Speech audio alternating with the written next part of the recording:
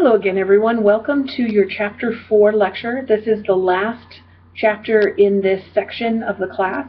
And also I think it's one of the most important because today we're going to talk about information literacy. Information literacy can be defined in a lot of ways, but my favorite comes from the SUNY Council of Library Directors, which says information literacy is the ability to recognize when information is needed and to locate, evaluate, effectively use, and communicate information in its various formats. So basically, being information literate means that you know when to look for further information, and you know how to find that information and evaluate whether or not a source is credible. One way you can do that is with a chapter called the Big Six. And they are broken down into number 1, task definition, which is simply defining the problem and identifying what information you need. The second step is information seeking strategies, which is determining the possibilities and selecting your best possible sources. Number 3 is location and access. So that's actually locating your sources and identifying potential information. Number 4 is the use of the information. So that's engaging and extracting the relevant information. Step 5 is synthesis, which is organizing the multiple sources into your argument. So it's actually the writing step. And number 6, finally, is evaluation. It's judging the effectiveness and efficiency of your new information. So if you relate the Big Six to your homework assignment, which is to look for hoaxes or possible hoaxes. So you say you see a meme on Facebook that is a celebrity giving away money to people that share this information. The examples I use in my in-person class are, I've seen posts for Carl Mayweather giving away $5,000 or $10,000, Eminem. The most popular one is Bill Gates. Click like and share this post and you'll be put into a drawing to win X amount of thousands of dollars. So you want to go through the steps to see, is this true? So first for that, you might want to say, okay, you've defined your problem. That's the meme you're going to explore whether or not it's true. So for step 2, the information seeking strategies, you're going to think about, okay, where can I go to find out if this is true or not? Well, number 1, you can look at the actual source, who sent the information, who posted it. Then you can go to Google and do a Google search and see what comes up. So okay, now you know where to go. So now you actually go to those sources. Go to the Facebook page. Does it have a little check mark next to it verifying that this is a celebrity site? So if it says Eminem and it has the little check mark and it has the millions and millions of fans, then you know, okay, hey, this is a good source. If it says Marshall Mathers, which is his given name, and it only has about 10,000 fans, maybe this isn't true. So then you want to go to another source. So say you go to Google and you do a Google search, then you have to search through the posts on there and see what you can find. You might find something from Snopes. You might find something from Mythbusters. You might find something from a news source. So then now you've identified your potential information. You actually go into those websites and you pull out the information that helps you to make your argument. You write your paper, step 5, that's the synthesis. So you're taking all the information that you gathered, you're writing it up in your paper, and then 6 is when you make your judgment. Okay, is this a hoax or not? Based on the information I have received, I can determine that yes, this is a hoax, and this is why.